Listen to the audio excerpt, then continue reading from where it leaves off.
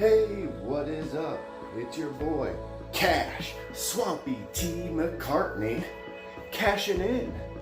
And today it's not like super grim news, bros. Antonio Brown has had issues all summer long. They won't even let this dude wear his the helmet he preferred. The Raiders been giving him a hard time. John Gruden, Chucky, thought he was going to be the one calling the shots, not realizing Antonio Brown is the modern day Randy Moss. Now, back in 2006, Randy Moss signed with the Raiders. After a few short weeks, he took off for the Patriots. And now, it is official. Antonio Brown has been released from the Raiders after being fined and suspended. He asked for his release. His wish was granted. He is now officially signed with the New England Patriots. Whoa. My personal pick going in for the Super Bowl this year was going to be Vikings and the Broncos. Now it's going to be the Vikings and the Patriots. But, I'll stick with the Broncos because I don't do the, I stick it out once I make my prediction. Okay, Antonio Brown, he wrote on Twitter, "The child who is not embraced by the village will burn it down to feel its warmth." Man, not only is this guy the best receiver in the game currently, he's also very poetic. So guys, what do you think? Do you think Antonio Brown is the modern day Randy Moss? Or do you think that is way out of line? Randy Moss is the GOAT. He could destroy a team single-handedly. He ended Dante Culpepper's career the moment he left Minnesota. Or do you think Antonio Brown's kind of more like a dude with a dyed blonde mustache, kind of a... He's a problem, but he's so good, it's almost worth it. What do you guys think? Please leave a comment below. Do you think that Belichick is going to get Antonio Brown focused and into that Patriot form? Or do you think he's going to be like, after a few practices, like, this dude's just not cut for this type of stuff? Kind of like what happened to Ocho Cinco, Let me know in your comments below, please, and thank you. Wow, I'm kind of sporty today. A huge event just happened in Abu Dhabi. UFC 242 took place. I watched it live on pay-per-view. It started early this morning, like, I want to say like 10:30 or 10, something crazy. The main event featured Khabib Nurmagomedov. It's easier to listen to that name than to say it, okay? Against Dustin the Diamond Poirier. Same thing with his name.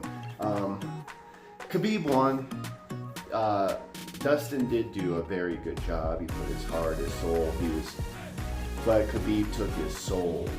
Khabib submitted him in the third round. But man, it looked like he was breaking his eyes. It looked like the cross faces he was hitting on him. Man, he took his soul.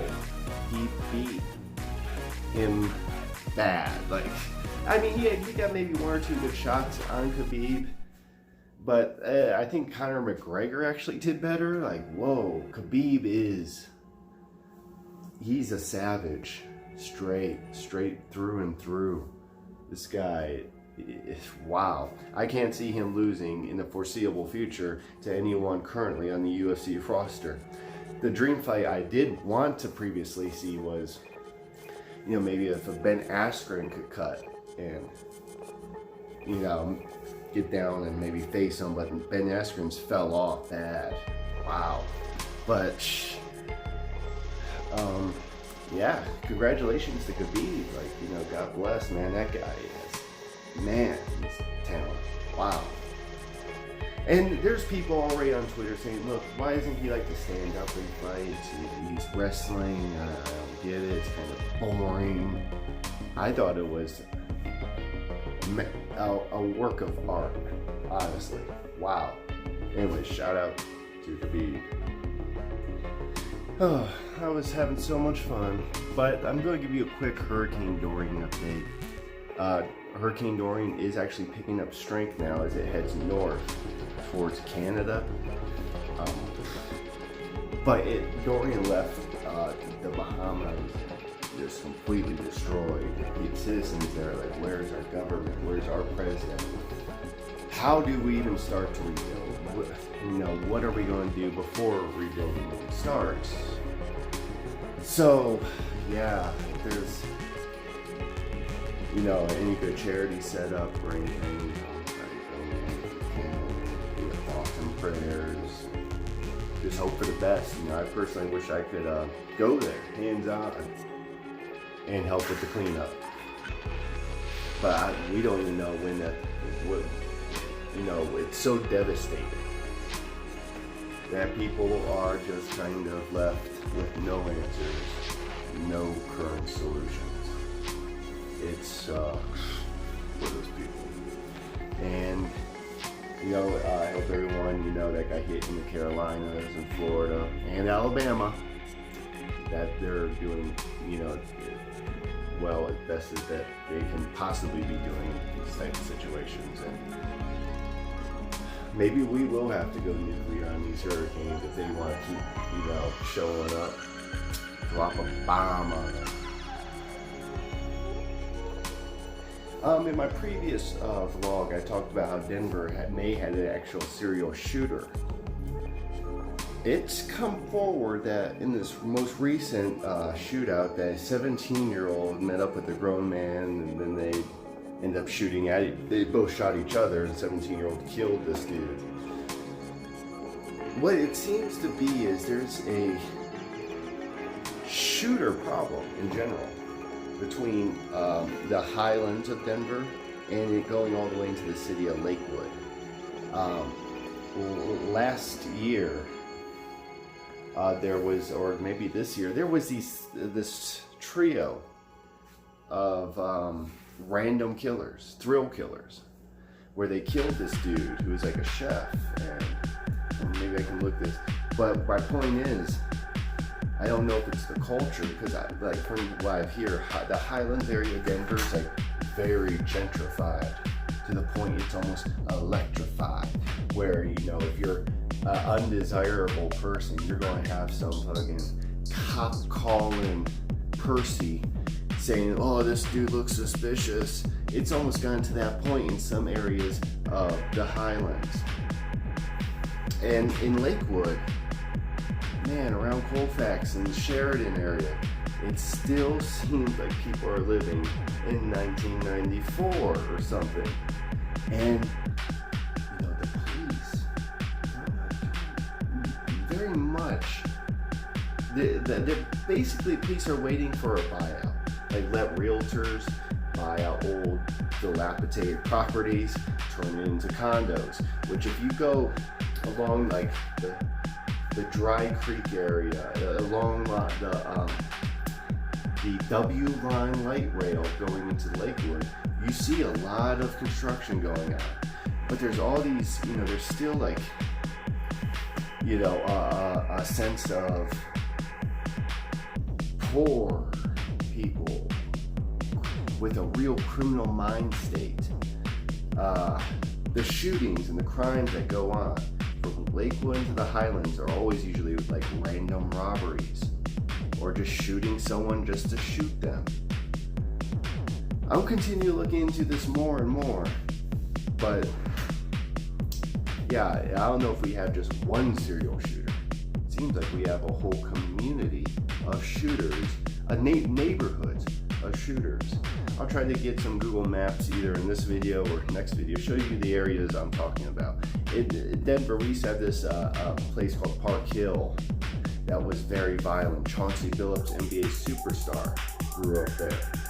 And they used to have to like put roadblocks up to stop cars from traveling through because there was drive-bys going on constantly. So, well, it's 2019 now. We have a right to live in our communities here in Colorado safely.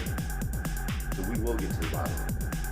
And, you know, we will get answers, but we might have to get the answers ourselves, you know, and not wait for the people to do their jobs, basically. You know, as a community, we have to look out for each other, first and foremost. Some hot news out of Texas.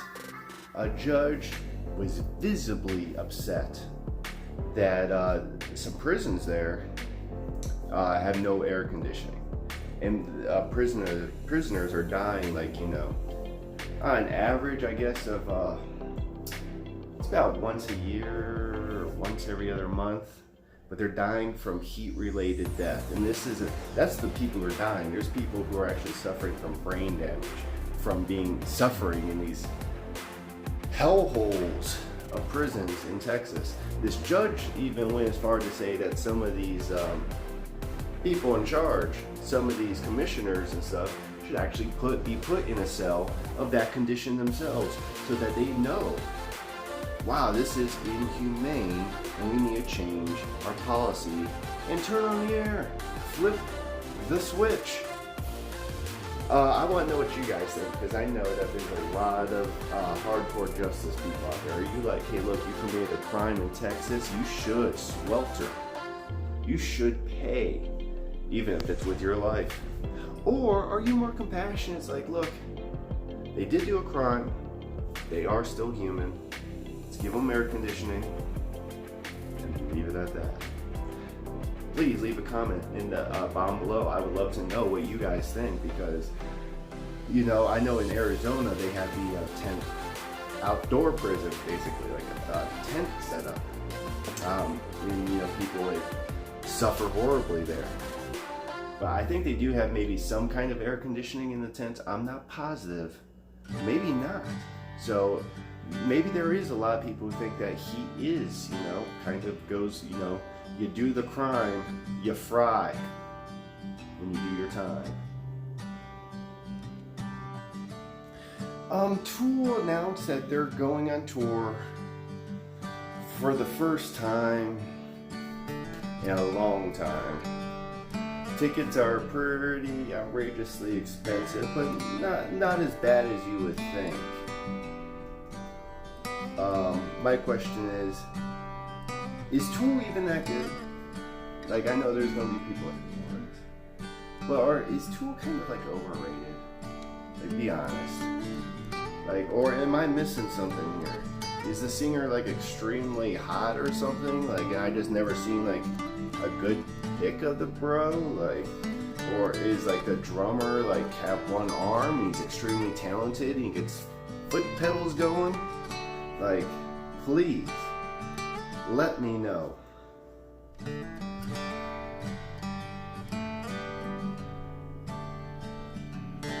Yeah, when was the last time Tool had a show, you know, like, but they'll be here at the Pepsi Center October 15th and the 16th. So, if you're a Tool fan, there's something to look forward to. And let me know what you think of the new album. Because I'll admit, I've only listened to, like, you know, some song about being in prison, doing something horrible, or having something done to you, and it's like, oh my god, what is this guy even talking about? I know it's not right and makes me feel dirty, but not like in a workout dirty like, you know, I like Burger King dirty, like, ugh. Okay, for my last story of the day before I cash out, it's pretty twisted, pretty disturbing, pretty out there. It has to do with Texas. Yeah. No, so the Border Patrol's hanging out one evening and this woman comes crossing through the desert. She's pregnant, and she starts going into labor. The Border Patrol's doctor stops labor, like puts a pause on, you know, this woman's late. I don't even know how this works. And they went ahead and took her back to Mexico, like not to a hospital or anything, but wow. And so many people on Twitter are like supporting the Border Patrol's decision on this. My whole thing is, isn't that like against a doctor's Hippocratic oath? Like, if a woman who's pregnant, now going into labor, water broke, you somehow, like, you're shooting her up with something, you know, like, no, I made sure the baby he's asleep. He'll wake back up once you're in Mexico, and we won't have to pay for you for 18 years because you had a baby at Border Patrol. I think it's disgusting. But I want to know what you guys think. Like, honestly, like, how do you see that? Turning away a woman in labor. Like, I think just as, you know, from a doctor's point of view, that's again, like, because a doctor's not political. He's not, like, he's also not judicial. He's, you know, only looking out to help people's health and wellness. And hopefully I can keep up on that story and find out if the baby is okay. Because get this, the only way I heard about this story was from Alyssa Milano. So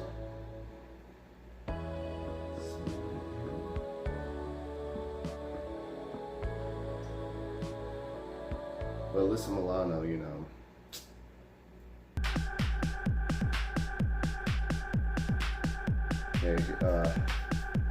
heavily pregnant migrant crossed the U.S. border experiencing contractions. American doctors stopped her labor, then sent her back to Mexico. So maybe it's not as bad as I painted it. That's why I really wanted to read, you know, the main headline before we started making assumptions.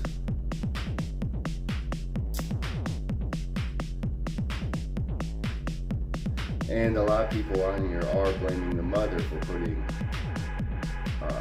the baby's life at risk.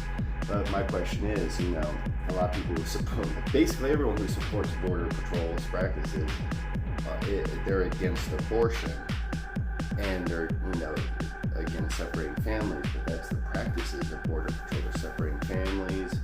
They're, you know, kids are dying under their care. And now we're actually stopping a birth, and that can't be healthy for the baby. And please let me know in the comment section below if, you know, what side you're on. I'm not going to judge people on their political opinions. I'm not a shrill, or a shill, or I'm not a shell of a man. I can take someone's opinion, chew on it, and still carry on a civilized conversation. But until next time, it's your boy Swampy T, and I'm cashing out. And Dirty Sanchez, I remember I made a video a while back, but yeah, Dirty Sanchez.